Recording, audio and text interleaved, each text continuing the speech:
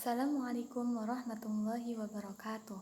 Saya Silva Alia Alfiani akan menjelaskan tentang pengertian dan fungsi bahasa baku dan bahasa non-baku.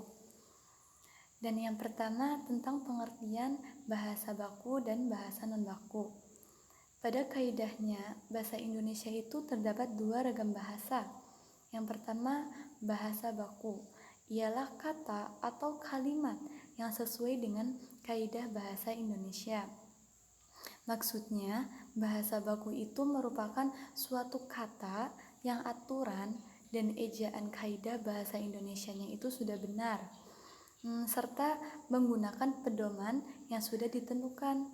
Pedoman itu yang digunakan adalah KBBI atau namanya Kamus Besar Bahasa Indonesia, dan dengan PUEB, Pedoman Umum Ejaan Bahasa Indonesia.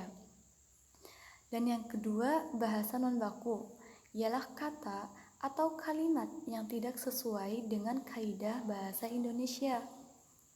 Maksudnya, bahasa non-baku itu juga merupakan sebuah bahasa yang tidak hanya ditentukan dengan penulisannya yang tidak sesuai pedoman, namun juga bisa terjadi karena salah penulisan atau pengucapan yang salah dan susunan kalimat yang tidak sesuai.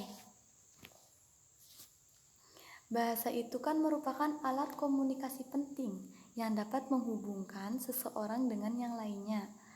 Bahasa Indonesia baku ialah salah satu ragam bahasa Indonesia atau variasi bahasa Indonesia yang bentuk bahasanya telah dikodifikasi.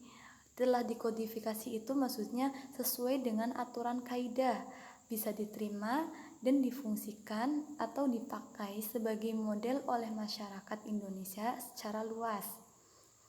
Sedangkan bahasa Indonesia non-baku itu merupakan salah satu variasi atau ragam bahasa Indonesia yang tidak dikodifikasi, tidak diterima, dan tidak difungsikan sebagai model masyarakat Indonesia secara luas, akan tetapi dipakai oleh masyarakat secara khusus.